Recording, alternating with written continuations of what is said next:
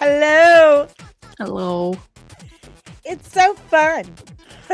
I remember when you sent that, and I was like, this is great. I can just put this on loop in the background.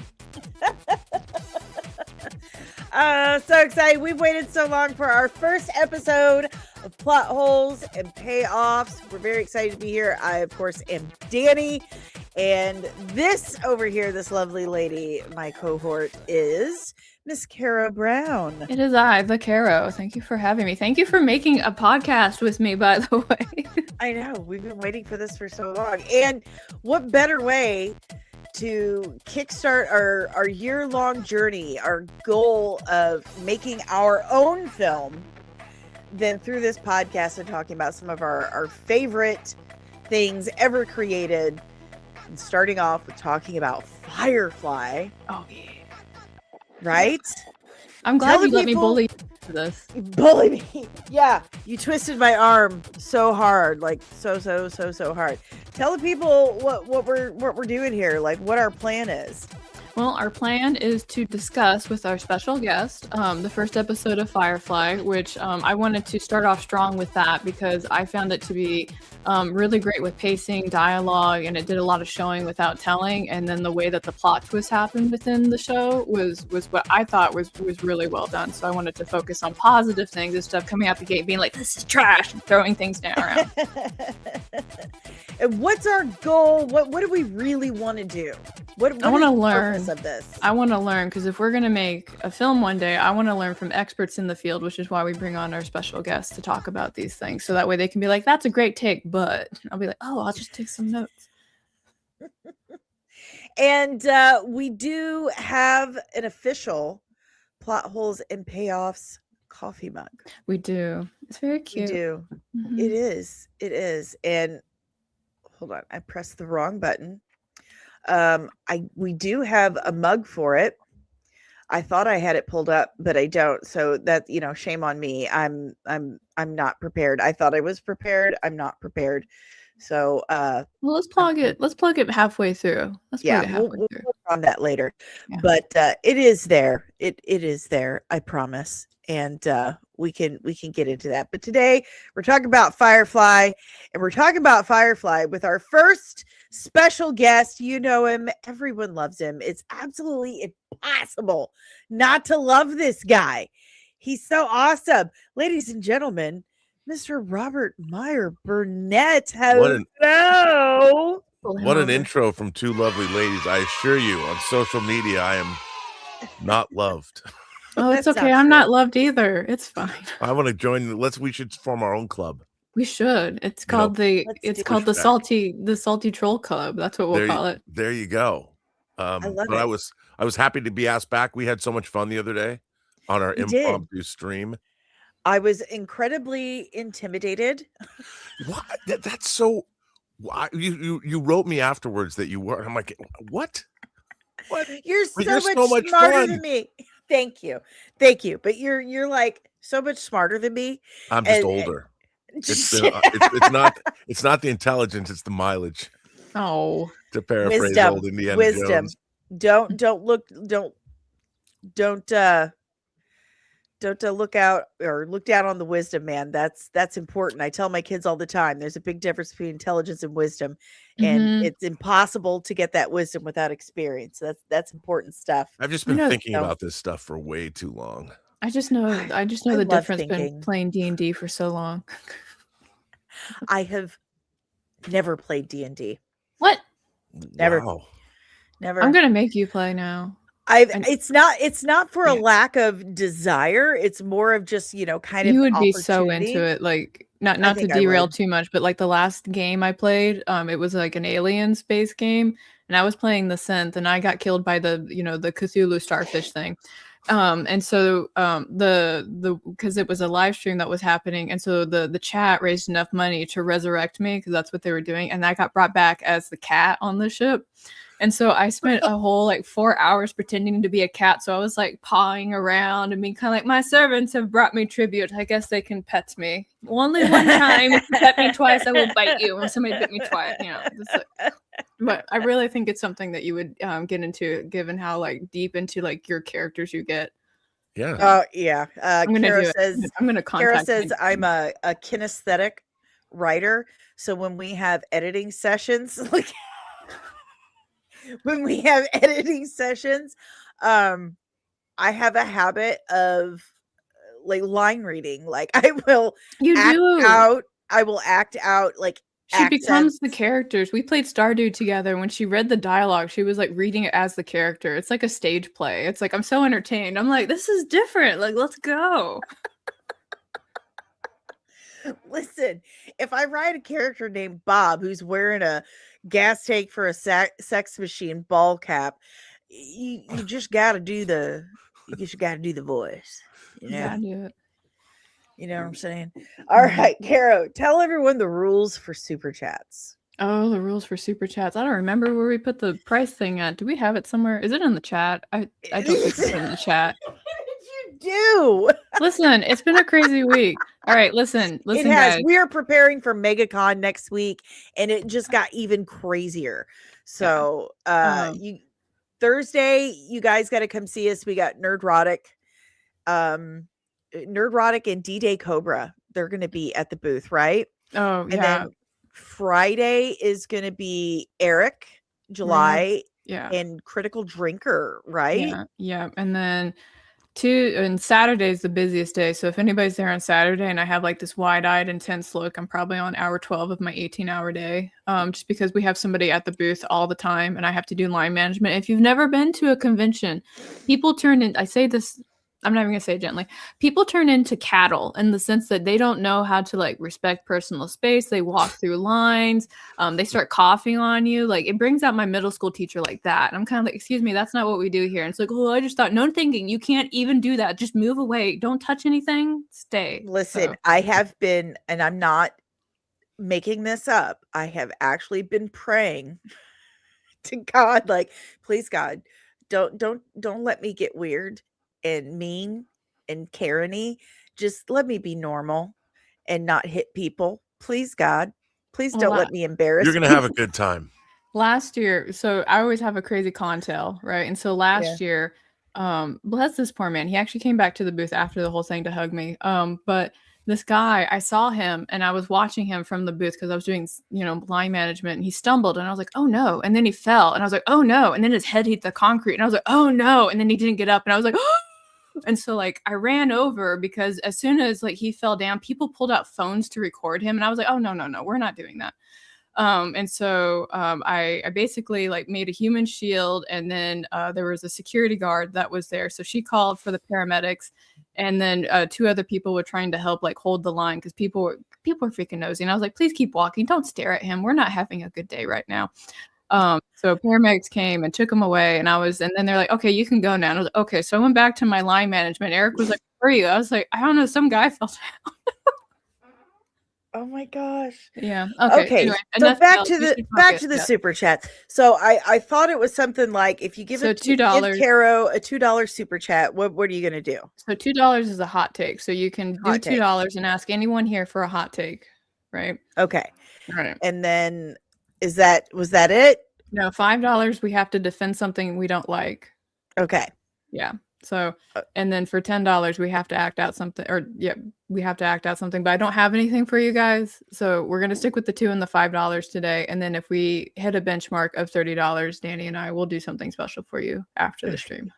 So we've got, I know that guy, Commander Doc Brown in the chat. We've got Mama Penny in the chat. I really hope she doesn't drop another $100 super chat today. I do. I'm going to be very concerned about her groceries. I was very concerned. But thank you very much, Penny. My goodness, you were the talk of the comics and household yesterday. And we've got Ensign Deranged Lunatic. Good morning, sir. Good morning, sir. Lots of members in the chat today. Lots of people yelling out for Dirty Deeds. Oh, that's me. Sup? Yes. Hello. Apparently, I would be the bard in Dungeons and Dragons. Oh my God, you would. You absolutely would be the bard. I'm not even sure what you're that either the bard or you're the warrior. Because you would either be like cosmetically entertaining, or you would just be like, it's time to kill everyone. Leroy Jenkins. You could be both. Oh, I love this nickname. I somebody's got to do artwork for that, and I'll put it in the front of my show. Yeah. I only use nicknames people bestow upon me. Oh, very nice of you. That paladin of pop culture is pretty good. Willie has been calling me Bizarro Grace Randolph for a couple of months now. I've been begging him to call her Bizarro Danny, and he's refusing. So I'm Bizarro Randolph. You're the paladin of pop culture. And the other person on the panel, I guess, is Caro. Nice. Okay. That's me. I'm the other person. Yeah, that's Care Bear. Hey, thank you, Commander Polly from the Latino Slant, for the $5 super chat. Never say no dinero, Danny. Jesus, defend not taking money. Go. Great. Sometimes that person needs more money than I do. Maybe Penny she's got grandkids, man. She's got kids that she takes care of during the day that she needs to feed. And I would feel terrible if she gave me that money and then she didn't have enough to buy food for her grandkids. So there, I defended not taking money.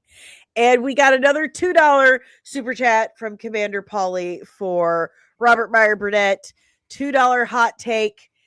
Effing love you, Vato. He wants a hot take from you. Kind of now, a hot take. Yeah. I'm not the biggest fan of Firefly. Oh, this will make a spicy episode then. You said you loved Firefly and you didn't like Serenity. I like Firefly. I don't love Firefly, but I'll tell you why. I have an interesting reason why. Okay. It has to do with a book series. That has nothing to do with Firefly. Okay. I've never read the book series. Not many people have. It's kind of forgotten. I tried to read it. Like I was trying to read one of the books the other day, and I think I got through like 2 pages and put it down. Oh, it's not the books about Firefly. It's a totally different science fiction book series called Chung Kuo, which is about a future Earth 200-300 years from now that's dominated by China. And I really liked that book series a lot. I think it was published between 88 and 99. And it posited, a kind of like what Firefly did, which posited the China was the dominant force on Earth, which I thought was really cool. I loved Firefly. I just wanted to see more of that influence, but there was a lot of it. But I felt that Joss Whedon might have read this book series and came up with some of the ideas for where this future dominated by China. I have heard this before. I have to read this book. You said it was called what again? Well, I think there's 8 books. It's a series. He wanted to write it as 3 trilogies. Hang on, I gotta look this up. Yeah, tell me. I will read a book over a show any day. Okay, this is it's a series by David Wingrove, and the novels present a future history of an Earth dominated by China. And these books were published probably during the development process. And I'm not saying that I don't think Joss Whedon at all ripped it off, but it was just I really enjoyed that aspect of Firefly that China was the dominant force, which could very well happen. Where we're talking about our civilizations being in some kind of conflict, but I don't think that's necessarily true. Civilizations rise and fall, and I think America is, there you go. Mm-hmm. I think America is in a fairly weak position in terms of where we're going to be in 20 or 30 years because of our educational system, because of what's being emphasized, and basically the things that are going on in China are not restricted, and the people in China are no one's not reading in China. Right. But the problem with China is they have a demographics issue that they won't admit to. They don't have enough people to sustain their civilization for the next 50 years. So it's going to be really interesting to see where all of this goes. And that's why I thought what I really liked about Firefly, we haven't started talking about it yet, so I don't want to. No, let's go. No, this was an excellent transition. Yeah, good segue. Polly. Let's go. Yeah. Well, the thing about Firefly that I really enjoyed, and part of it was defined by the fact that they didn't have a whole lot of money to make the show. But, Firefly kind of, when they first pitched Star Trek, they called it a wagon train. The show is the wagon train to the stars. Right. Because Westerns were huge. Bonanza was huge. Gene Roddenberry had worked on a show called Have Gun Will Travel previous to Star Trek, and a cop show called The Lieutenant. But when Firefly was made, it really was a Western in space. That's what they were going for. And because they didn't have a lot of money, the planets that they would go to were, they looked fairly arid and sort of southwestern because it was a money issue, but it felt right because, as we've seen in our own solar system, you're not going to have like lush alien planets with alien forests that have all kinds of creatures that you have to depict. So I thought what was a budgetary issue, which was keeping the cost down so they couldn't do matte paintings, it actually worked for the show because it gave it a realism. It felt, realistic. And I did like the way that the characters felt like Western characters. I mean, basically the ship was almost a flying saloon. Not that everybody was getting drunk, but it was kind of like, these are the group of people you'd find if you walked into a bar in a Western town. Mal's kind of the gunfighter. You'd find the woman of the house. You'd have the big burly bully, and like the cool homesteaders or ranchers that were there, like with Wash and stuff. And it was a really well done, I thought, a well conceived show, and everybody liked it. You couldn't not like the show. I mean, it really was almost endearing from the get-go for people that like that iconography. There's a lot of people that weren't down with a space Western, but look, it gave rise to its own fandom, the Browncoats, which you don't see much of anymore. No. You used to see Browncoats, and it brought back like the steampunk aesthetic. That sort of old West steampunk aesthetic, I think, was resurrected or popularized by the show. And there's something, this was interesting. I wonder if I can find it. Fox, 20th Century Fox, was not a big fan of. They were constantly at odds with Joss Whedon making the show. They wanted it to be a different group of characters than we got on the show, and he was constantly embattled with his own network, which is never a good thing. I mean, to the point where from a production standpoint, they shot the show, because it was in the early 2000s. They shot it for widescreen, which is what we all see on TV now. But back then, most people are still watching 4:3 television sets, so Fox would not broadcast it in widescreen. So they had to broadcast it in 4:3, and it wasn't until the DVDs and the Blu-rays and later other presentations that you could actually see the way the show was properly shot, which was crazy. But yeah. I really liked they did such a good how do I put this? Words escaped me. It happens. The idea, the concept that the Alliance is going through and they're terraforming these planets and then they dip out. So these people are left there with the initial technologies, of when it was terraformed, but then nothing else. So it was very plausible for them to have not much. It was very plausible for them to have this very kind of, frontier atmosphere, frontier environment. It really worked. Yeah.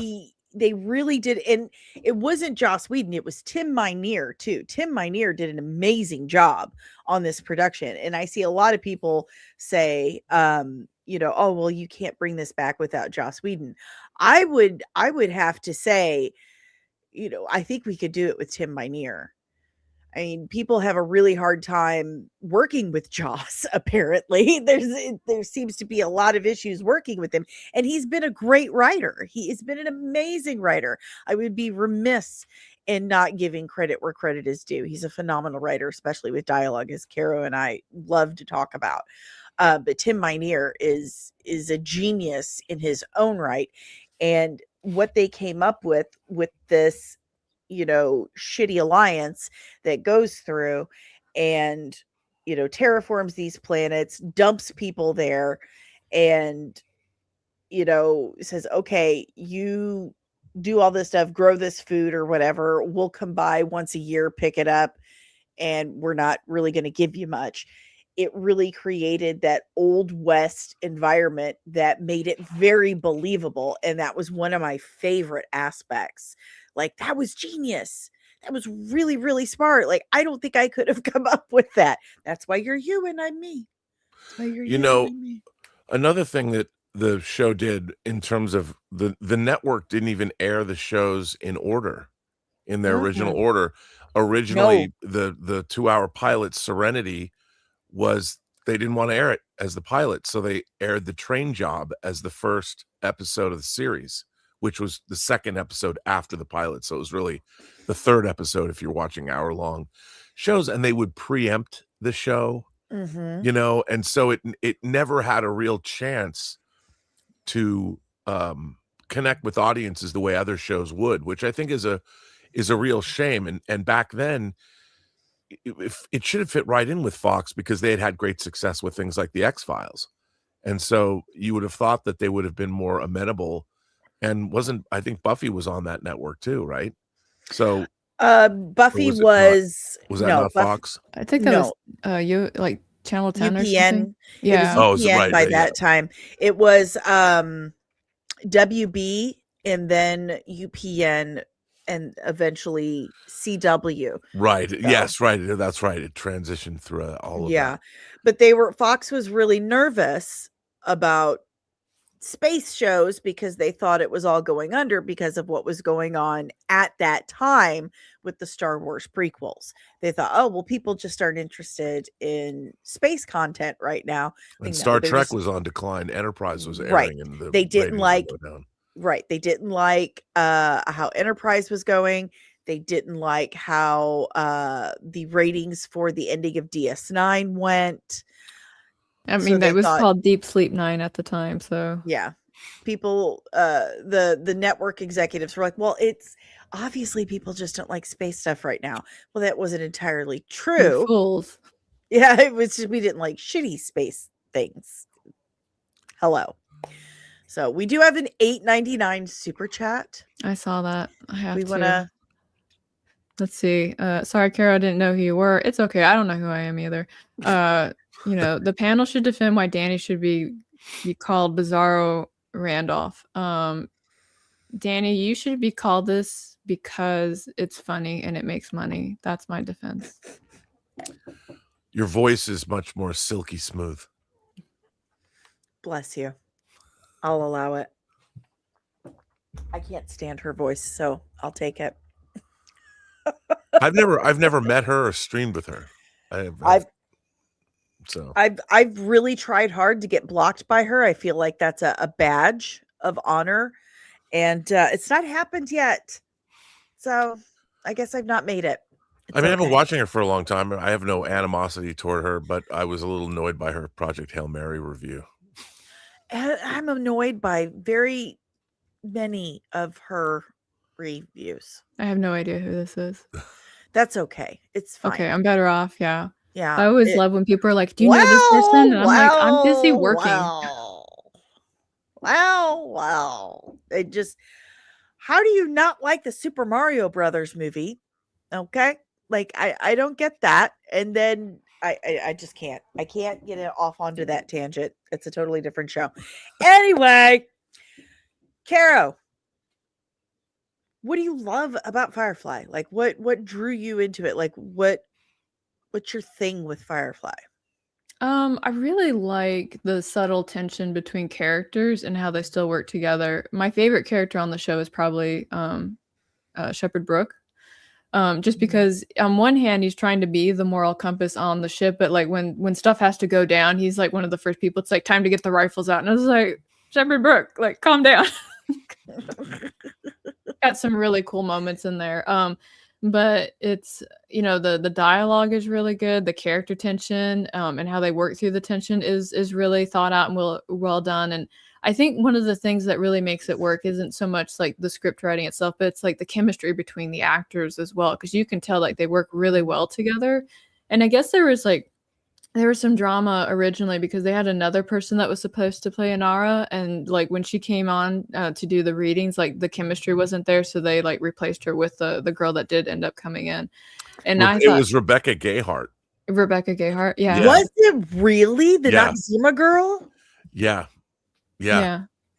And I thought that was really important because one of the things I really liked about Star Trek Next Generation is that the whole cast had good chemistry with each other, so they were always able to like get stuff done, work together, and support each other. And I've heard about like a couple other shows I won't mention where there was like friction with like the staff, and you can actually kind of see it a little bit like when they get on scene with each other, like so. But it's only, I guess, if you're like tuning into those things, not everybody picks up on it. But I've been watching stuff a long time. I'm like, do you two not like each other?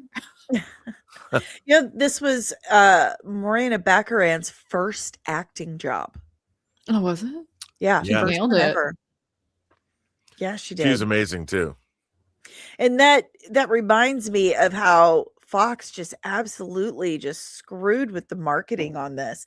The commercials, the ads for it were absolutely atrocious. I think Whedon pissed somebody off at Fox, and they were just kind of like, he pissed off a lot of people. He was not a nice man. I do have to say that, when it comes to his craft, when it came to his craft, he would defend it. He would absolutely defend it to the death. He would put his foot down and stand his ground. And that does rub executives the wrong way for some strange reason. They don't care for that. They don't like being told no. But it's when he would take things out on the actors and stuff. That's when I've heard about that. Yeah. Taking things out on the actors is a big no-no, but go at the executives all day, every day. They need that. It's good for them. But the whole ads, saying a space hooker, a girl in a box. Yeah. Like what was that? They didn't even watch the show. They hadn't. There's no possible way they could have watched the AI show for it, because there was no AI to write that crap then. No. Excuse my language. Right. That was, excuse your language. You said crap.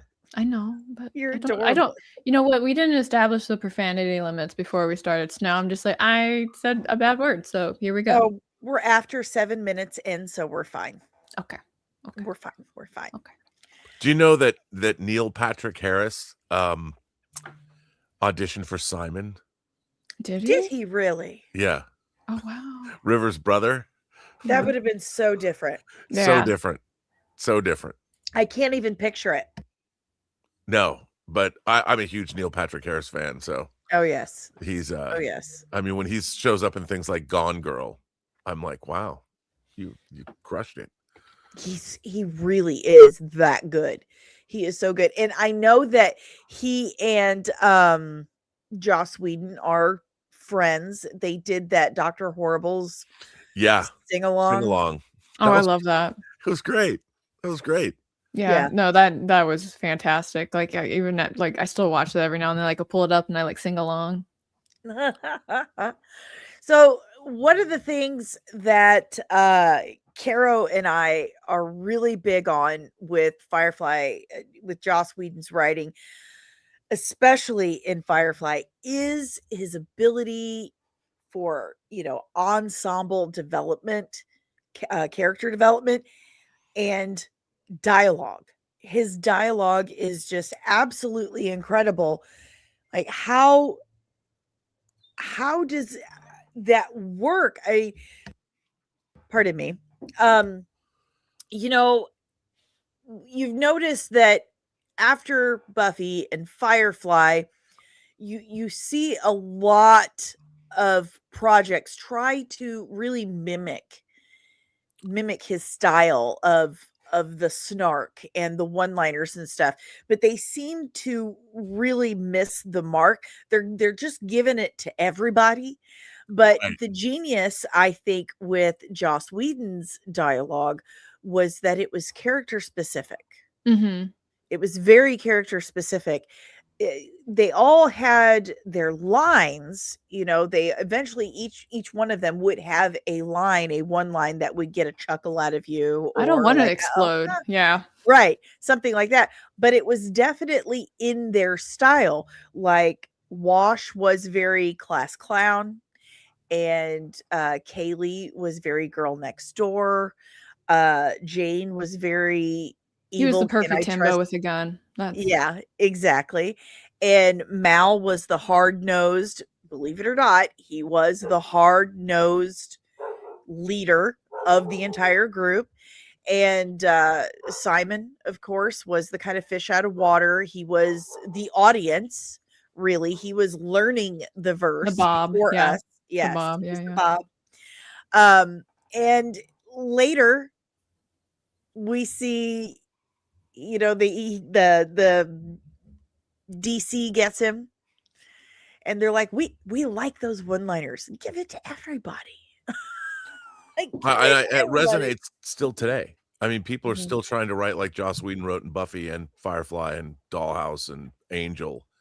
But I think that he understands what a lot of writers, less experienced writers, don't, in that the way people speak is kind of their exterior, but their character exists below the way they speak. Yeah. And a lot of people, it's interesting because like teen movies, I remember here, like starting with in the 80s, like with Fast Times at Ridgemont High and especially Valley Girl, there's getting that vernacular is one thing, but when you start dealing with the characters and they start dealing with each other one-on-one and they're not in big groups, that vernacular falls away.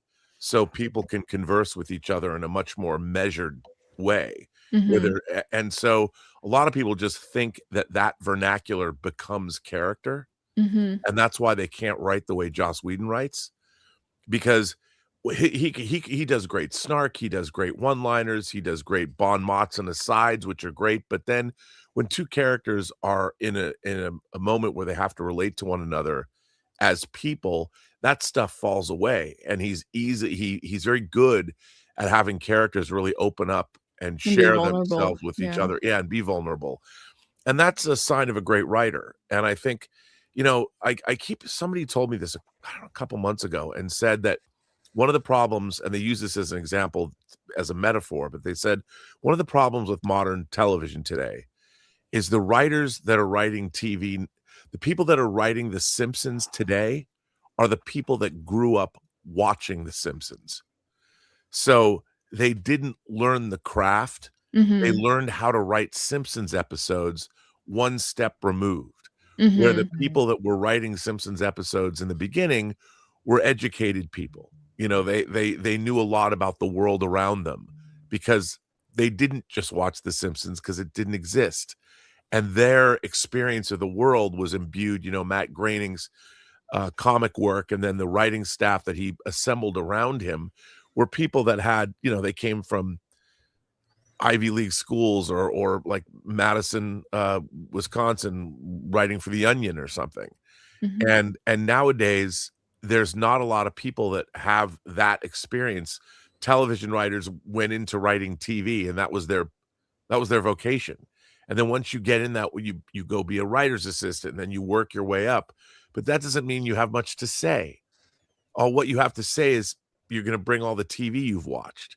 But what great writing needs is life experience. It needs, you have to have read great literature. You have to have the underpinnings of something more than just regurgitating things you saw when you were a kid. Yeah. And I think that's a big problem it's certainly a huge problem when it comes to Star Trek. We were talking a little bit about Star Trek, and I wanted to circle back to that conversation because you said back then they had like manuals and things that for the whole show and whatnot, right? Well, yeah, I mean, first of all, Gene Roddenberry had written a Bible. First of all, a whole series Bible about what makes good Star Trek stories and what doesn't make good Star Trek stories. I want that Bible. Well, you can find it online. And if you look at like the Next Generation Bible, if you look at it, the people that are writing Star Trek now are violating that Bible. And you would think that would at least be a roadmap of how to write Star Trek. But my problem with a lot of genre writing, especially science fiction writing, began as literature. And you have to have I think you have to have a fundamental working understanding of the genre of science fiction. Or like Brandon Sanderson, who took over writing the Wheel of Time books. Oh yeah. He wrote a great treatise on magic systems in fantasy. Like how do magic systems work? So it sets up rules, because if you don't follow rules, if you're not world building, your audience doesn't understand, like, at any one moment, well, what is the ground that our characters are standing on? How solid is it?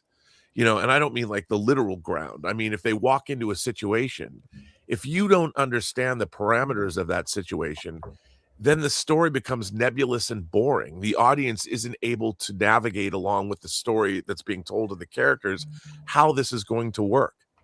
And one of the things I hate about modern Star Trek is the people that write it have no understanding of the actual size of the universe, like how far things are apart. Like you have a character in Starfleet Academy set up these Omega mines around all of Federation space. And I'm like, that's impossible. Like, do you people have an understanding of what you're actually saying? Like I was said on my show last night, I was doing the show last night, and I was talking about like the idea of the speed of light. All these shows have FTL drives, Battlestar Galactica, faster than light drive. Everybody has to be able to travel faster than light. But the thing is, even traveling faster than light travels 186,000 miles per second. So 1 light year, you have to figure out how many seconds are in a year. I don't know how many seconds are in a year. I don't know what that number is. I'm sure somebody could. We can Google it. You multiply how many seconds are in a year times 186,000 miles per second. And whatever that gigantic number is how far 1 light year is. Then if you take that and you're going to say you're going to mine the distance around all of Federation space, and it should be spherical, because obviously there's up and downs in space too. And I'm like, that's an impossibility. That could never be done. This is the number of seconds in a year. Oh my God. I can't even say that number. Yeah. That's how many seconds. And if you multiply that by 186,000. 186,000? Yeah, you multiply that by 100. That's how far, that's how many miles 1 light year is. And the people that are writing modern science fiction have no understanding of these basic parameters of how a civilization in the future would exist. And it permeates all of their writing. And so when I'm watching these shows, people are like, Rob, why do you hate this stuff so much? And I'm like, because they're trying to write some Joss Whedon teen show and set it in the Star Trek universe without any contemplation at all about the universe that it's set in. There's no credible, but the thing is, the show like Firefly has a lot of credibility in terms of they lay out, there's a lot of world building. Like you were pointing out, Danny, like we're going to terraform these planets, but then dump these people there. And they talk a lot about that, even differences in the Chinese, since most of the world is dominated, or Earth, by Chinese culture, it sort of took over. But then you've got the Mandarin side of things, and they spend a lot of time world building. And because they do that, you understand the parameters, and of course the Reavers and where they come from and how they became a big problem. That was so in the cool. movie. Yeah, and so this is why we turn to science fiction and fantasy realms, because it's these worlds that make the narratives interesting. And how do the characters live in those worlds? And if these worlds are this way, how would those forces mold human characters? Like, and what's great about Firefly is within it had its mystery box. Yeah. With River. And what happened to literally her? A mystery box, right? Yeah, literally. But that's a show would normally make the mystery box the whole show, but within Firefly you have all these different things happening, and the her past and what happened to her is going to be revealed, but that's just within that group, the coterie of characters that they have. And so that's why that show is so interesting. Depending on who your favorite character was or which characters were interacting, there was all these different kinds of archetypes banging against each other. And that made the show so much fun to watch. Mark D with the C says, I asked Rock how many minds it would take 1 light year apart to encircle the Federation. Answer, approximately 200 million minds. Uh-huh. I won't say who I worked with, but there was a script that I was asked to edit off Rippaverse at one point, and so I remember reading it and I sent it back, asking like, do you know anything about science? And they're like, is that important? I was like, well, you're writing a sci-fi script, so yeah, it is actually important. I was like, well, I didn't think it was going to impact the plot. And I was like, I need to explain something to you. Magic systems and science and any story, if it's part of it, is actually part of your plot. Like, you need to go. You need to do that. And they're like, well, I just don't think that's important. I was like, I'm not your editor then. You need to go find somebody else because I will not sign off on this. Why do you think that? Let me ask you this, though. What you said, well, I wish you would work for every science fiction television writer writing sci-fi TV by saying that. Why do you think people that have grown up and have watched all this don't have an intrinsic understanding of why understanding these things is important? How can somebody want to write science fiction or fantasy and not know that? I think it has to do with the pedagogy of the craft to an extent, because a lot of people who I see make these, I'll call them mistakes because that's really what it is. They've only just started, or if they are writing, they've only been told like, this is nice, right? Like nobody's really come and challenged them. Right. One of the things I really appreciate about Andy Weir, whenever he writes his science fiction stories, is that the science is actually part of the problem, right? So like Artemis, for all the grief that book gets, like turns the moon into the enemy, right? And I thought that was fantastic. Project Hail Mary, when that comes around, fantastic job explaining the actual science. Like he literally is in a classroom of 5th graders explaining the science to them, so that way the reader has that same understanding. Like perfectly done. And then just the simple oversight that he made about the way that the science worked. I don't want to spoil the movie because I know it's about to come out. But his oversight, because he was cocky, because that's really what it was, turned the science again into the enemy. And and it's the same thing with like magic systems. Like I really hate when people are kind of like, he cast magic and then he fell asleep. I'm like, shut the fuck up. I'm so tired of that. Like, stop being tired. Okay. Like make an actual consequence. Like when Danny was starting to do, Danny, I had that talk with you too. But I was like, your magic system needs to have a consequence. So like, for example, not a big spoiler, and I don't mean to talk about myself, but it's like the one thing I know intimately really well. I have a telepath in my story, right? And so telepaths in stories are always overpowered. Put fingers to temple, they do everything. Every time my telepath does something, she needs to see a doctor like right away, right? And it's the consequences of the thing that makes the thing more interesting. And I keep trying to tell like new writers that, and I'll send them to watch an anime. It's called I think it's called Darker Than Black or Blacker Than Black. And it's really good about making powers with consequences. And so science needs to have a consequence when you write science fiction. Magic needs to have a consequence, because that builds like another subtle layer of tension within your story. And if you have a book that's full of good dialogue, tension, and fighting, everybody's going to want to read it. Like everyone. That's what we love to gravitate towards. Yeah.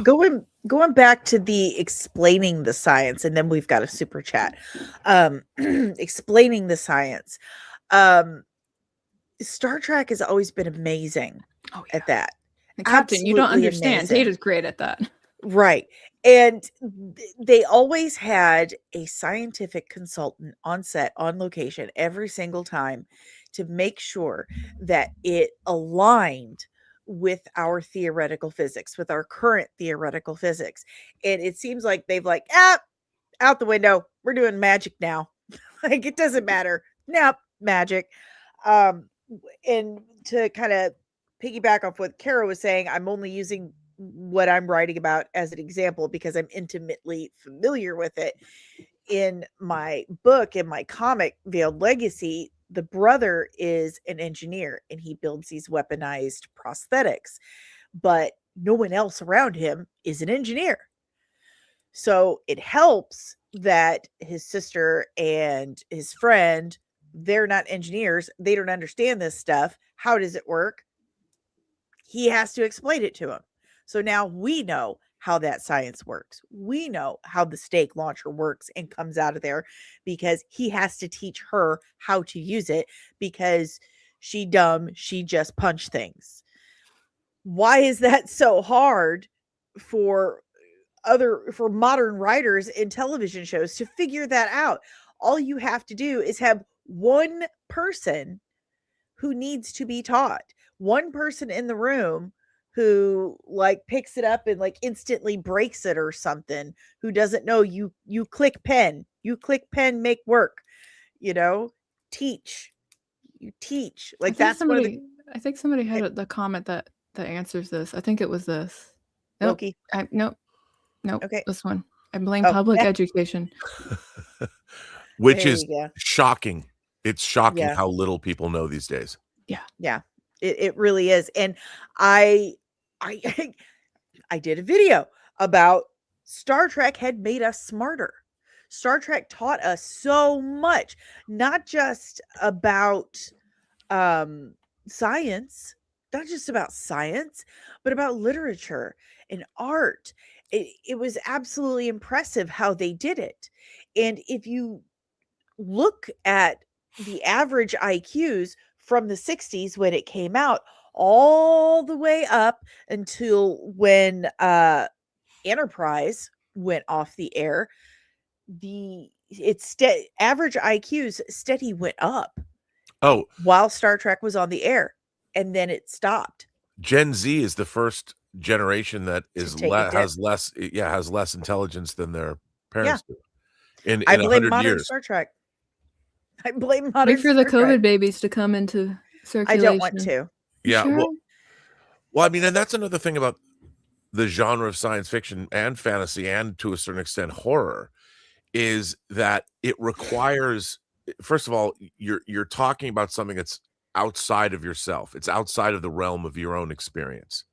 So you have to be willing to engage your imagination in order to make that leap, because the situations are fantasy, or science fiction. They're not real. So I think the people that are attracted to genre literature are by definition seekers in some way. Their imaginations are engaged, which means they're thinking about the possibilities beyond themselves. And like, I know that, for instance, my mother, who raised, I mean, I was drunk on imagination. I was drunk on flights of fancy, and I couldn't get enough books. I couldn't get enough music. I couldn't get enough movies. My mother is the most unimaginative person in the world. And I always wondered, where did this thirst, this desire come from? I mean, I've told this story a million times, but my mom, she would go see movies with me that were important to me to try and understand her kid. So we're coming back from Raiders of the Lost Ark, and my mom's driving me home. It's 1981. And my mom is really quiet. And I said, well, Mom, what did you think of the movie? And she says, that could never happen. And I was like, well, what do you mean? She goes, well, when he's being dragged behind that truck and he's hanging on by his bullwhip, he could never have hung on. There was gravel and dirt in his face. He would have let go.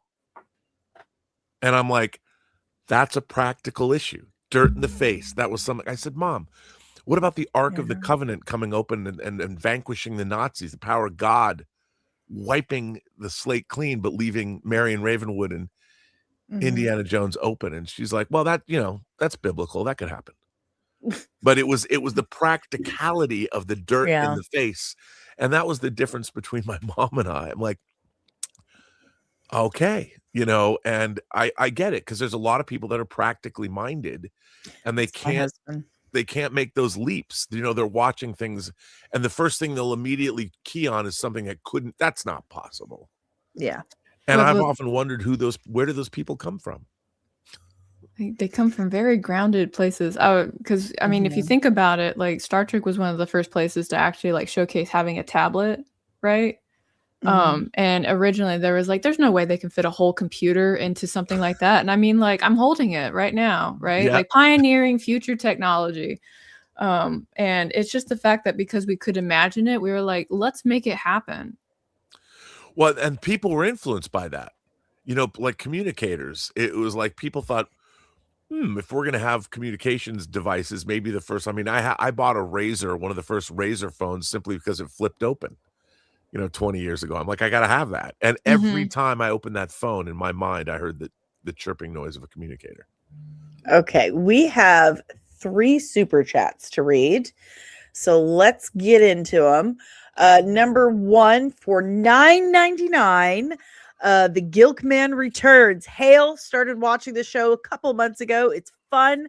Would love it if they brought back Joss Whedon for whatever the Firefly cast is doing. Huge fan of Robert Meyer Burnett. Ooh, thank you very much. Gilkman returns. And Willie the Monkey King again for $8.99. Greetings from New Zealand. I love a Kiwi accent. Kia ora. Yes, kia ora. Honestly, I've never been a fan of Whedon's writing. This is the kinesthetic thing I was talking about. But RMB is right on the bad effect of Whedon's legacy on writers today. And then we have for $2 from book Commander Polly. Read, welcome back to Morning Becomes Eclectic. That was an NPR show. It was. Okay. I'll check it out. It's on my list. Thank you. I'm always looking for recommendations. Shots that down. Thank you very much, guys, for your super chats. They mean very, very much to us. We appreciate them. All right. What else we got on the docket here? So let's compare. Now, everyone's bringing it up, so we got to talk about it. For the last, what has it been, like a month now? Mal Reynolds himself, Nathan Fillion. Now, the only visual aid I have on hand for Nathan Fillion is Guy Gardner, has been going door to door, knocking on doors, ringing doorbells, saying, "It's time," to the cast of Firefly. And they've been hilarious. Like, it's time, let's go. Like, okay, the Jane one was hilarious. He came out with a knife and an apple, and he's like, the sock hat. Yeah. It was fantastic. And then recently, Robert, I don't know if you saw what I tagged you in this morning, but he showed up at Alan Tudyk's store. Oh, I saw that. Oh, that's so sad for Alan. I mean, isn't he dead? We talked about this last week. Wash is dead, dude. Wash is dead. So I'm thinking Alan. about it. Like, Mr. Universe had robots. I don't know. Maybe his voice is in it somehow, or they're gonna do flashbacks. What do you think this is gonna be? I don't know. They've said it's not a convention. They said it's not a podcast, that it's not a documentary, that it's nothing like that. It's not a rerun or anything, or what do they call it? It's not special. So right, it's nothing like that. There's a lot of talk that it really is a revival, that they are coming back. So I remember. I could see that maybe it's another movie, but I obviously Nathan Fillion, his popularity. I mean, The Rookie has been a very successful show. Mm-hmm. So with grandmas. I mean, he just seems to be doing well in general. Yeah. Yeah. Yes. I wouldn't mind seeing another. I was not the biggest fan of Serenity, the movie. That's what I wanted to talk about. Only because the Reavers, I think, again, were how could the Reavers be spacefaring? How could they keep their spaceships running? Like, are there people that are sane within the Reavers that could, like, maintain spaceships? Like, is there levels of sanity? Do they keep some of them alive to run the ships before they eat them? Like, I think we never got to explore that because of how quick like the show was cut off, and so Whedon like basically was like, I'm gonna take what I have left and just finish my main story plot. Yeah, because I know we had I think we had almost two. No, it was one episode where we saw like the making of a Reaver. Right. Yeah, so we had that, and that was a hoot for me because it was like, no, we didn't do that to him. It's like, you're all criminals. Like, we didn't do it. Oh, you don't have the Kiwi accent? It's fine. It's fine. I'll learn to live. I'll learn to live. Look, you ruined her impression. It's my favorite accent. High functioning cannibal psychos. You know, I like that. I think I might use that in something at some point. That should be the name of your band. That's a comic title. High functioning comic psychos. Because you live in you said Dallas? Dallas, Texas, yeah. So Deep Ellum, go have your band debut down there at some club. They still have that. Do that. High functioning cannibal. Yeah. I'm gonna write that down. She is writing it down. She actually is. See, that's her writing it down. High functioning cannibal psychos. See, I liked Serenity. I liked the movie. I had it on DVD. Yeah, it's not bad. Yeah. But it did feel like a bit of a departure of the series. It was a rush too. You could see that because my first introduction to Firefly was actually Serenity. Because at the time, my husband and I were dating. He's like, "We're gonna go watch this movie. I've seen the show," and I was like, "I haven't seen the show." Right? And he was like, "It'll be fine." I was like, "Okay." And so I watched it, and I was like, "This premise is pretty cool. It's hitting all my sci-fi marks." And he was like, "Well, you would really like the show." I was like, "We could have watched the show before we watched the movie." But I really liked. I think for me, actually watching the movie first set me up for the show better. Because it made me more interested in how we got here versus like I think if I had seen it actually in order, I probably would have been like super sad with the movie. Yeah. Yeah. I mean the movie just does it's good, but it doesn't reach the heights that you want it to reach. No, it felt too shiny. Am I shiny? Yeah. Shiny. Way too shiny. The whole getting to the bottom of the Reavers thing just didn't really I wasn't that interested in it. And I love Chitwell Edgefor. I think he's an amazing performer, actor. I think he's wonderful. But the idea that the crew is totally cool with killing thousands of Alliance soldiers, mercenaries or whatever, but this psycho right here who's willing to kill babies or whatever, he's a believer. I'm a believer. I'll kill anybody for the cause. We're going to let him live. We're going to kill everybody else. We're going to let him live for reasons because we have them. That just felt weird. Okay. Sure thing, guys. But I do think that River Summer Glau was absolutely in her prime in that film. She was wonderful. She had some amazing action scenes in that. I do her in the show. She's got great moments in the show. I do love action. I love a lot of good action. I love some gore. They put her through a 6-month crash course in wushu to do all that stuff. 6 hours a day, she was trying to figure it out. That's amazing. That's absolutely amazing. And she's got really good muscle memory from all the... Because she's a ballerina. Yeah. I liked it when River kicked butt, says Mama Penny. That's fantastic. So were there any scenes or anything that really stood out for you? For me, it was... A Man Called Jane. Man Called Jane was really Jane being who he is, trying to run away, dumped his cargo, and ended up inadvertently saving a town, getting it named after him, a statue in his honor, songs written about him, and had no intention. It was just all him trying to save his own skin. That was my favorite Firefly moment ever. What about you guys? That's a pretty good moment. Yeah. I mean, I think though that there's a lot of those great, there in almost every episode, there's one of those kick-ass moments that happens amongst the characters. that's one of the things I always liked about it. Might have been a line of dialogue, it might have been an action, or it might have been somebody just the way they drew their weapon and discharged it. But that was one of the things that I think that I really appreciated about, and how each character had their moments.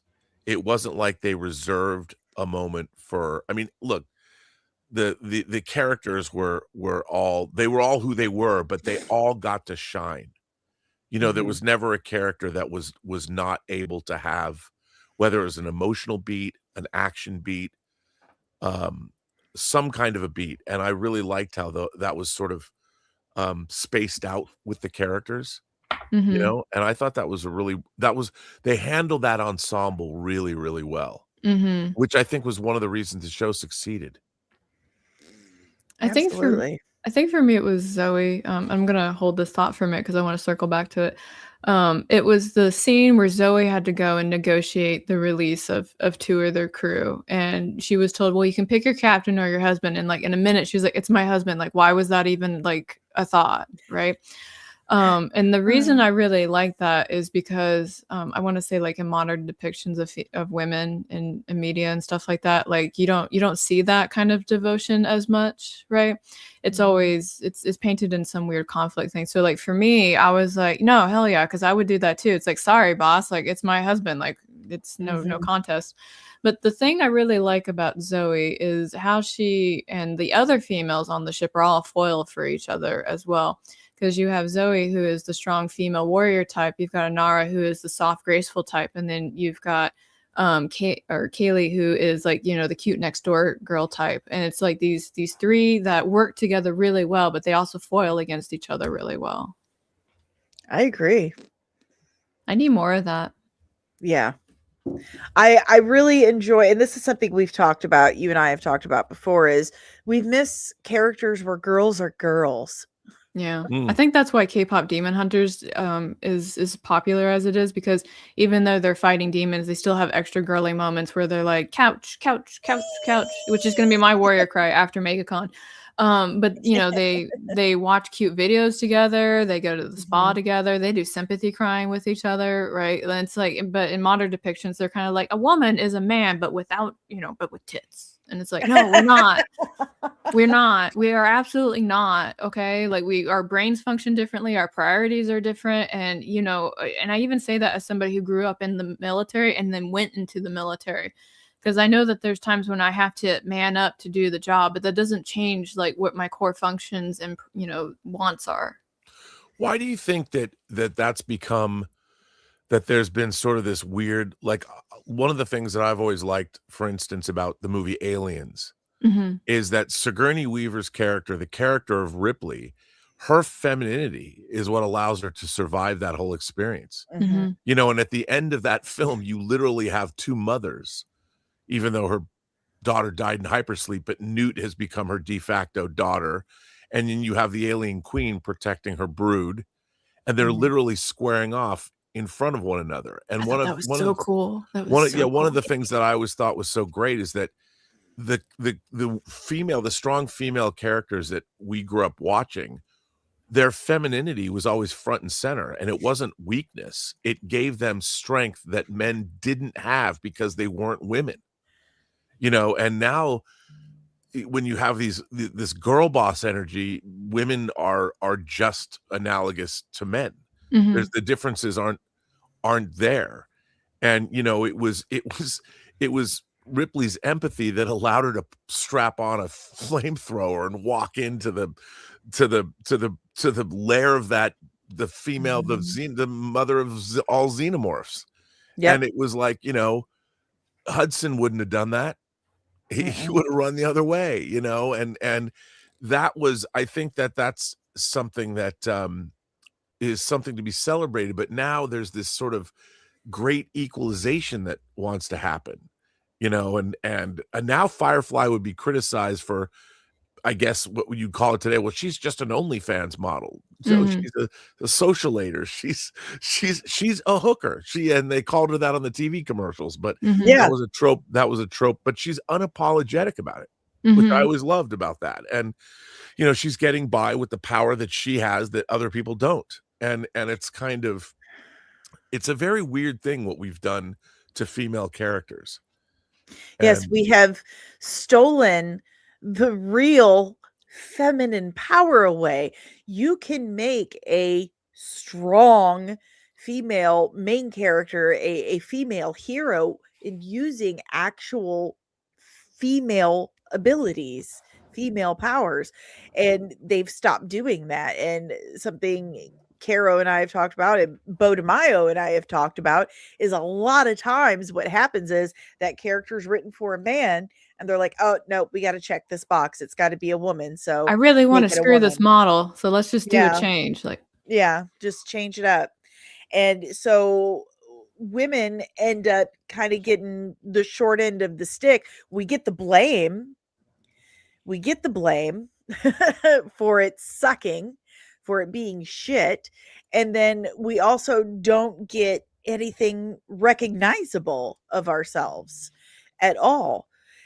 One, you don't have to have a character that necessarily looks like you on the screen to relate to it and to recognize yourself first and foremost, but it has to be something like you, and there's something to be said about the natural caretaker maternal instinct that women do have. We do have a natural protecting instinct. If someone, a child or what have you, the puppy, the kitty is in danger, our heart goes out to it. We'll grab that flamethrower, man. If we are emotionally attached to something, we will grab the flamethrower. I promise you. I think it also comes down to, you know what? It's my favorite thing to blame, feminism, because I'm not really a big fan of it. Because I feel like, one, it got hijacked for what it was intentionally supposed to be, to try and morph a demographic into what it doesn't want to be. And I'll be honest, like, most of them are waking up and being like, I'm not happy. It's like, I wonder why, right? Yeah, right. Yeah. But one of the so I really like stories. I really do, like, in all capacities, not modern stories. I like fables, I like legends, I like everything. And if you go back and look at some of the older stuff, and you were looking at the stories that featured a female or a male protagonist and how they overcame an obstacle, you see a lot about how even like ancient civilization understood how the two different groups worked together, right? Mm-hmm. So when a man had to go and overcome an obstacle, we were going to fight, right? We were going to do something of physical demonstration, because that was how men at that time were showing power. When it was a woman that had to do something, she had to use her wits, she had to talk her way through it, she had to befriend people who would then come and help her, right? And for some reason, the disgruntled group, we'll call it that, are kind of like, well, no, we should be doing the exact same thing. And I'm like, I can't do the exact same thing. Like, if you asked me if I could physically lift up something, I can't, but I can talk to somebody and, plead my case and say, I could just use some help if, you would do this for me. And then they can do it for me. Right. And then there's also a general lack of understanding of historical events, which completely boggles my mind. For example, back in the old night days, when dukes and such would leave their castles, what do you think happened to the castle? Do you think it just sat there? No. No, the woman, the wife of the place would run it after that. And not only would she run it, but she would defend it, because usually when knights go off to fights, people are like, castle's vulnerable, let's invade it. And she's like, no, not going to happen today. And she would bring people in, and there would be food to like withstand the siege and everything else. Like, they were tacticians. There were so many things. And people, probably due to Phil's earlier comment about public education, don't understand that. And I mean, even Queen Elizabeth, the big like honcho when it comes to female empowerment, she never engaged in war in that way. It was all political. It was all talking. It was all Game of Thrones shit, right? And she was one of the most well-known queens at that time. And right up to the point where they tried to force her to marry somebody, and she's like, I am married to my country, and that is enough, right? And people have lost sight of that. And I wish we could do like a return to that, but we're so busy. And I say this probably in a generic way, but we're so busy worshiping ourselves that the idea that there's, something beyond that is beyond our scope right now. Wow, I love that you said that. Worshiping ourselves is right. You know, one of the things about social media is your algorithm is just reflecting back yourself at you. It Mhm. knows everything you want, everything that you like. So you're just reflecting what you've already programmed into your algorithm to give you back stuff that already agrees with you. And when I was growing up, one of the exciting things about all of this was reading new books, was going out and finding new movies I had never seen. And it's funny, I honestly I work in this, in the YouTube social media space. I work in we talk about movies and things all day, but we really don't talk about the art of cinema. We talk about people like superhero stories, so they go see the MCU movies because those are the biggest, grandest superhero stories you'll get. But you're going to watch The Penguin on HBO. You're going to watch Invincible or the animated show. You're going to watch a superhero with The Boys, whatever it is. But you don't love necessarily the art of cinema. Sure, cinema is what is delivering the superhero story, but you're not thinking about cinema itself. You're not thinking about the language of cinema. You're not thinking about different kinds of cinema. You're not going off and watching French New Wave or Italian neo-realist cinema. You're not going to watch Russian movies. What you're watching is a superhero story that happens to be a movie. Mhm. And I think that for me is sort of disappointing because when I was a teenager, one of the things, I mean, you're listening to music, you're discovering punk, you're discovering new wave, whatever it is, your rock and roll, whatever it is that was speaking to you. Music was something that was helping you define who you were, but it was also helping you find things you didn't know about yourself. Mhm. And that was true of movies as well. Like we would go to art house cinemas. My friends and I we're going to film festivals. We're watching movies from places we'd never even heard of, and we would go see anything that cinema was going to give to us. I mean, Mhm. yeah, we liked Hollywood fare as well, but it was much more exciting, like seeing like some punk rock science fiction movie like Liquid Sky when it came out in 83. It was like, oh my God, what is this? Who made this? Why is there an alien in a dinner-sized plate flying saucer? I mean, what is going on here? And you would get excited about this stuff and it would broaden your horizons. And you're like, what are we going to see tomorrow? And now I feel that all of the things that youth had, which was things that you had to go get, is now just being delivered to you. And our youth is not, I feel like the old fuddy duddy, but the reason Gen Z is less intelligent than their parents is because they're not learning anything new. No. They're only learning what is reinforcing what they already know or already like. And I Mhm. don't understand how youth culture is, and not only that, but everyone lives in a safe space. Nobody has, I don't want to have anything objectionable. I can't take it. I have anxiety and all that. And I'm like, Grow up, right? life is going to punch you in the face, and Yeah. there's going to be nobody that's going to save you from that. Yeah. How are you going to be able to develop conflict resolution or handle stress when you reach adulthood and are out there on your own if you don't deal with any growing up? It Well, doesn't 'cause make sense. when I used to be a teacher and my kids would get into a fight in the classroom, of course, my principal was like, "Why do you let it escalate like that?" I was like, "Because they're gonna grow up, right?" But they would get into a fight in the classroom, and until it got physical, I would just watch it, right? Mhm. And that's because, and I got that from my time in Japan because their teaching model is that when the children start fighting until they start hitting each other, you just keep an eye on it and you don't intervene because that's how they learn how to do conflict resolution. And so that's what I used to do. And the reason I got a talking to is because we're so used to stepping in, right, to relieve all of this that they don't know how to do conflict resolution. Right. Yeah, and it's a lost skill at this point, and it's so funny because when I have to do conflict resolution with people right now, Danny can attest. I'm a very direct person. I'm just kind of like, hey, you fucked up You're here, the same. right? Yeah, you fucked up here, and we have to fix it. And they're kind of like, well, I don't know what to do. And I was like, well, you fix it, right? And it's just the thing because they're not used to it, and so for them it's suddenly like, I feel uncomfortable, I feel very pressured, and I'm like, bitch, man, I went to war, shut your fucking mouth up, right? Yeah. I had to learn to walk like 4 different times. I stop talking.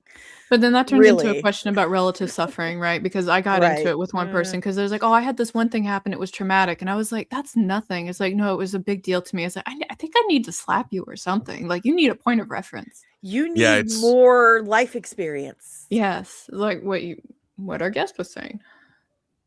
Good callback. I think it's really problematic. And what's happened is now that you can program a generation to follow or be the way we see politics in the world. You have our younger generations are now programmed to believe certain things based on they want to be shown as doing the right thing. You hear these things about how young people don't dance anymore because they're terrified of somebody making a video of them, putting it on social media, and somebody will dance shame them. Because the way they're dancing. Now, let's go. And I'm like, you're missing the point. When you go to a place like a club to dance, it's not about how you're dancing. It's about who you're going to meet there. Right. That's the whole, like, and it's like the point is being missed. Who cares how you look when you're dancing? An idiot that's going to take a video of you and try and dance shame you, they're the one with the problem. Right. You're the one having a good time. Man, if you can monetize that, be like, hey guys, I made it big. By the way, I have a story for 99 cents if you all want to like buy it while you're here. Yeah, I mean, it's such a weird world that we live in. And like everybody wants to get points and let's go after, like to me, I feel like if we had a totalitarian government, Gen Z would be the easiest generation for them to manipulate because all they do is rat out their neighbors, tell on their friends, do anything they could. Yeah, it's terrifying. It is terrifying. And I'm the proud mother of 4 Gen Zers. And you have to work. Well, I will say that they are very self-possessed, and especially my youngest, she's 17, she'll be 18 in a couple of months, and she thinks the rest of her generation are just total morons. Well, can't even talk to each other. Yeah. No, she cannot stand the people she goes to school with. She can't stand her generation. She thinks they're all idiots. Like, she's just like, she doesn't listen to or watch any modern entertainment whatsoever. Yeah, we can circle this back to like Firefly, because if you think about Miranda, right? And they were just like, oh, you're gonna do this thing? Like, okay, like nobody's doing any critical thinking, right? No. If somebody was like, yeah, we're gonna change the water. I'm like, well, how are you changing the water? Like, why are you changing it? What are you doing? Like, what are the effects of this? Like, have you tested this? Like, I'm not putting anything in my body until I see at least 5 years worth of research. Well, and they just crop dusted that whole planet. And like 99.9% of the people definitely got mellow and just laid there and died. Didn't eat, didn't work, didn't dress, didn't go to the bathroom. They just stayed. I feel like a lot of people do that right now. Yeah. They just stayed there and died. And then the rest of them became reavers. They had a severe adverse reaction to it, like got the angry. Complete antithesis. Right. They got severely hangry. And now we have, with the onset of social media, and everything is like instant. They can have everything right there. And, oh, I didn't like how you just looked at me. You're on camera now. I'm going to show everyone that you looked at me funny. Everything. The comp cams of that is hilarious for me. Oh God. It's all right there. They don't want to leave their houses. I love my kids. I mean, big same though. I love my kids, but 3 out of 4 of my children did not learn to drive until they were in their 20s.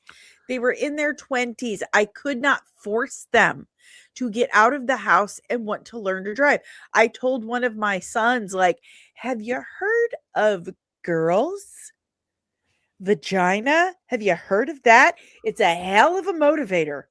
Like, seriously. They have a lot hell of a motivator. Go for it. But that was another thing. I mean, the thing about driving here, I've said this before, when you learn to drive, you're also learning when you say get on a freeway on-ramp and you get onto the freeway. Mm-hmm. You are very aware. You're learning cognitive skills that you don't yet possess because you're learning, you're seeing cars coming and going, you're looking in your peripheral vision to see what's behind you.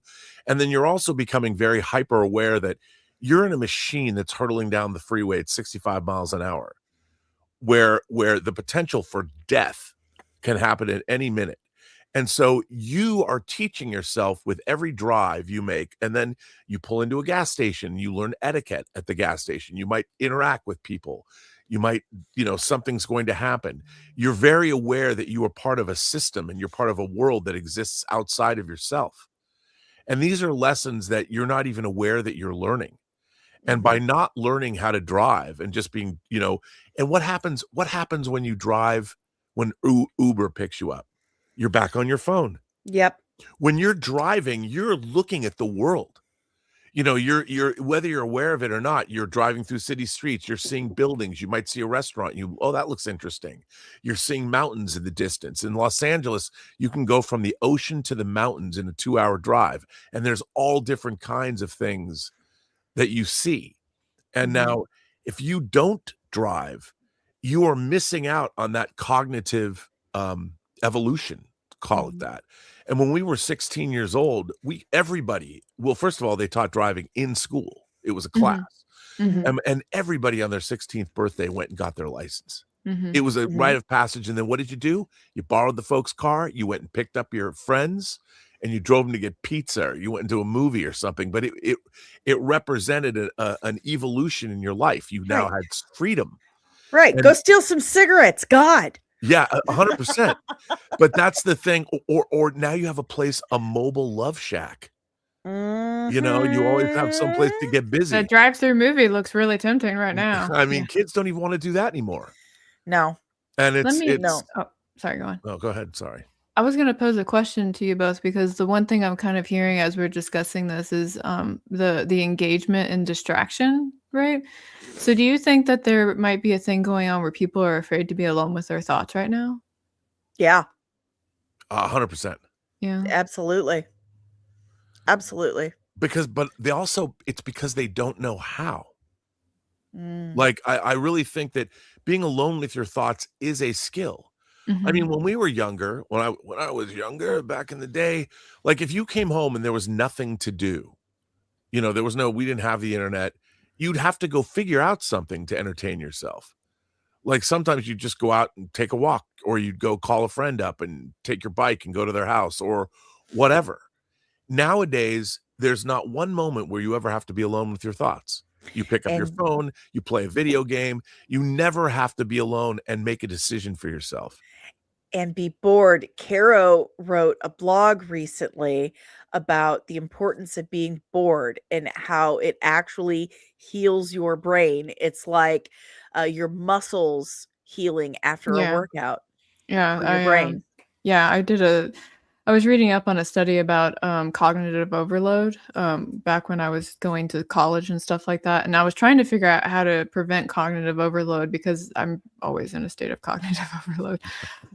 But what I found out through some research is that when your brain has reached that state of I'm bored, your brain has actually recovered enough to go back and engage in things again. And so that was something that made me realize, like, I don't really give myself like those break times to be alone with my thoughts, to not engage with anything. So I make a point of trying to like engage in that. I will say I do struggle a little bit, because it's really tempting to be on my phone and to do something. And so I will make like the active effort to like put the phone away, to just sit outside and just not do anything. And sometimes 30 minutes is all it takes. And sometimes it's a 3-hour walk. It depends. Hey.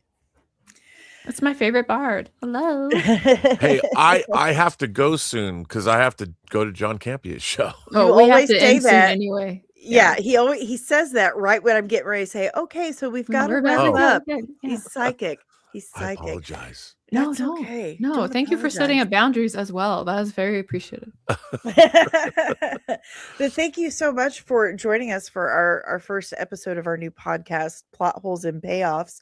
We really appreciate your time, Robert. This has been great fun, and I can't wait to see what this Firefly announcement actually is going to be. I know, right? It's like, what Sunday. Is it? Yeah, it's Sunday. The Academy Award Day. So is everyone familiar how the Academy Awards actually started? No, but I think we only have 4 minutes left. So yeah, well, it started because Louis B. DeMayer had actors that were trying to go on strike because they wanted more money, and he's like, we need to give them something to distract them. We need to find a way to control them. Let's make some awards. Call it the Oscars. That's how. But thanks everyone who popped in today. Make sure you pick yourselves up a Plot Holes and Payoffs mug at the link right here. It's in the description below. I have Robert Meyer Burnett's information in the description as well. So you make sure you follow and subscribe to him everywhere, as well as my information and Caro's information, our websites, all of our websites, all of them. All of our stuff is everywhere. If you have a project that you would like to see discussed on the show, submit it to the link right here and in the description. We'll do it. We'll discuss it. Just submit it. So that's all we've got for you. I hope you guys have an awesome and nerdy afternoon, and we'll see you in the next one. Later, Bye. guys. Thanks for having me. It was great fun. Oh, of thank course. you for being here. I'm waving if you guys aren't looking at the camera.